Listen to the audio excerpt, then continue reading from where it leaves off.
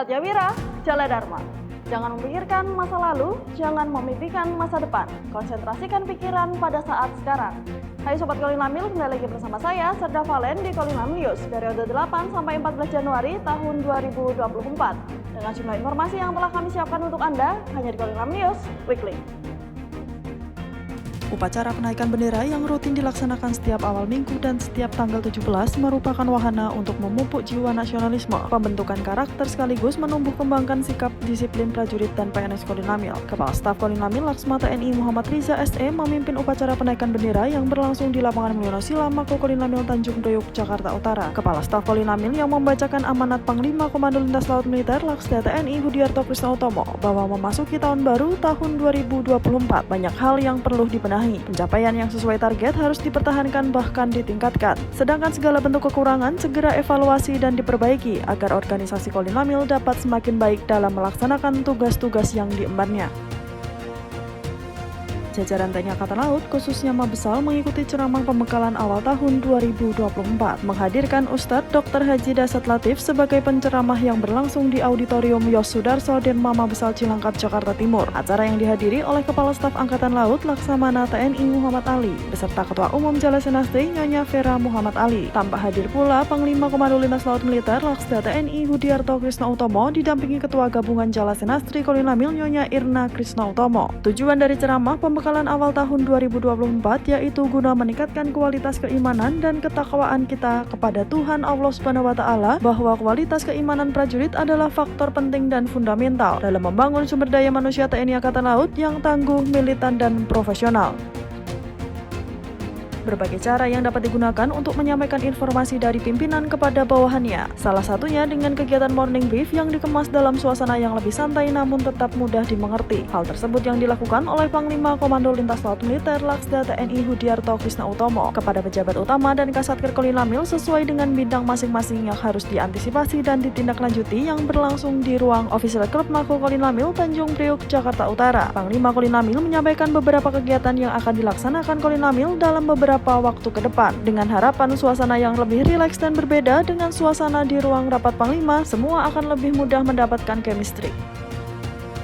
Dalam rangka upaya mendukung kegiatan operasi militer perang dan operasi militer selain perang angkutan laut, guna mendukung kelancaran proses gelar pasukan dan logistik satuan TNI, Kolinamil membentuk suatu rencana operasi Trisula Jaya tahun 2024. Kepala Staf Komando Lintas Laut Militer Laksamana Pertama TNI Muhammad Riza menerima paparan rencana operasi Trisula Jaya tahun 2024 yang disampaikan oleh Asisten Operasi Pangkolinamil Kolonel Laut Pelaut Ronald Makana David Arun yang berlangsung di Gedung Laut Nusantara, Mako Kolinamil, Tanjung Priok, Jakarta Utara. Keterlibatan Kolinamil sebagai kotama operasi dengan menyiagakan alutsista berupa kapal perang pada kurun waktu tahun 2024 untuk mendukung operasi berupa angkutan laut militer di seluruh wilayah Kogabilan 1, 2, dan 3 dengan pentahapan, perencanaan, persiapan, pelaksanaan, dan pengakhiran.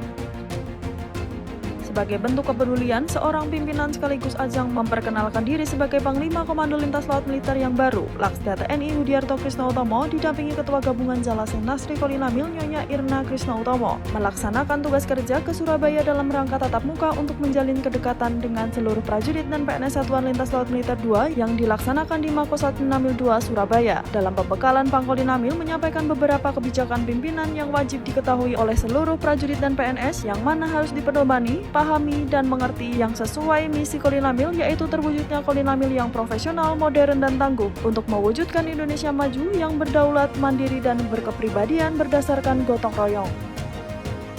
Dalam rangka menjalin dan memperkuat soliditas dengan instansi luar, Panglima Komando Lintas Laut Militer Laksda TNI Hudiarto Krisnautomo menerima Korstikol dari Direktur Armada dan Teknik PT Pelni, didampingi Brigjen TNI Marinir Nuri Jatmika sebagai LO di PT Pelni, diterima di ruang tamu Panglima Mako Kolinamil, Tanjung Priok, Jakarta Utara. Dan ini merupakan untuk membina silaturahmi guna meningkatkan kerjasama antara instansi dengan Kolinamil yang selama ini telah terjalin dengan baik. Kegiatan ini diharapkan dapat bersinergi satu dengan lainnya sehingga tugas-tugas yang diemban oleh kedua institusi pemerintah tersebut dapat terlaksana sesuai harapan.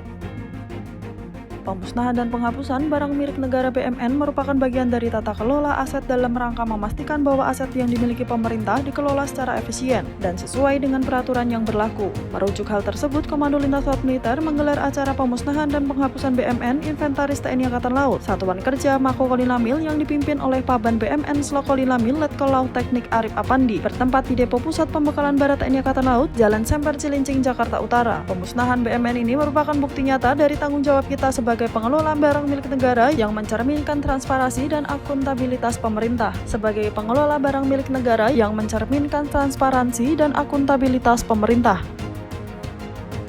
Kolinamil melaksanakan doa bersama yang diikuti segenap prajurit serta PNS yang beragama Muslim setelah sholat Jumat berlangsung di Masjid Al-Tauhid Mako Kolinamil, Tanjung Priuk, Jakarta Utara, yang dipimpin oleh Letkol Laut Khusus Jayadi. Bagi prajurit yang beragama Nasrani melaksanakan doa bersama di Gedung Laut Nusantara Mako Kolinamil yang dipimpin Inspektur Umum Irum It Kolinamil Kolonel Laut Khusus Francisco Purwanto. Pada kesempatan tersebut, Panglima Komando Lintas Laut Militer Laksda TNI Hudiarto Krisna Utomo menjelaskan Hari Dharma Samudra bertujuan untuk mendoakan arwah para pahlawan pertempuran Laut Aru yang telah rela mengorbankan jiwa dan raga untuk mempertahankan kedaulatan Negara Kesatuan Republik Indonesia.